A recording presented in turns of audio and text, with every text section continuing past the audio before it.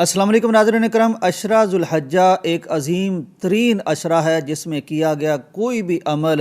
باقی دنوں میں کیے گئے جہاد سے بھی افضل ہے۔ انہی ایام کا ایک اہم ترین جز جو ہے وہ قربانی ہے۔ تمام مسلمان جو وسعت رکھتے ہیں وہ قربانی کرنے کی کوشش کرتے ہیں، کیونکہ یہ سنت ابراہیمی ہے، یہ نبی کائنات کی سنت ہے، اس کے بارے میں بڑی ترغیب ہے۔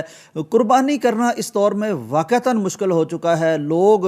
بڑی مشکل سے قربانی کرتے ہیں بعض لوگ، لیکن جو کرتے ہیں ان کی بھی کیفیت یہ ہوتی ہے کہ گھر والوں تک گوشت پہنچ جائے، رشتہ داروں تک پہنچ جائے، اور عزیز و اقارب تک اور محلے والوں تک پہنچ جائے۔ لیکن اس قربانی کا ایک اہم ترین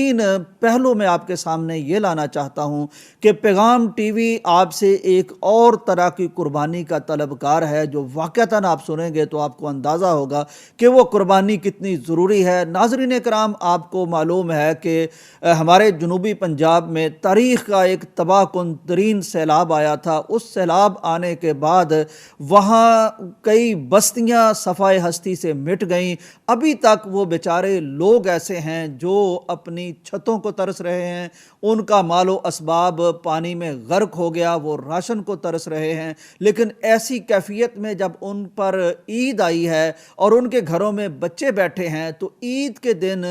بہت خدشہ ہے کہ چونکہ بستیوں کی بستیاں اس طرح بے یار و مددگار ہوئی تھیں کہ اس وقت تو ان کو ریلیف پہنچا دیا گیا، ریسکیو کر دیا گیا، لیکن یہ ان کی ایسی عید ہے کہ جہاں ہو سکتا ہے کہ پوری بستی میں دور دور تک کوئی قربانی کرنے والا نہ ملے، اور یوں وہ بچے جو ہمارے بچوں جیسے ہیں، جن کی خواہشیں بچوں جیسی ہیں، جنہیں معلوم نہیں کہ ایک سیلاب نے ان کے والدین کو امیروں سے فقیروں کی صف میں لا کھڑا کیا ہے، تو خدشہ ہے کہ عید کے دن کہیں وہ گوشت کو نہ ترسیں، وہ کھانے کو نہ ترسیں، وہ غذا کو نہ ترسیں، اور پوری امت مسلمہ کو عید مناتے ہوئے دیکھ کر، خوشیاں مناتے ہوئے دیکھ کر، اپنے گھر کے بجھے ہوئے چولہے اور خالی ہنڈیا کو دیکھ کر کہیں ان کے آنکھوں میں آنسو نہ آ جائیں، کہیں ان کے لبوں پر کوئی ایسی فریاد نہ آ جائے جو اللہ کے ہاں پہنچ جائے کہ پوری امت مسلمہ جب دیکھ رہی تھی تو گلی گلی جب گوشت بٹ رہا تھا اور گلی گلی گوشت جب کٹ رہا تھا اور تقسیم ہو رہا تھا،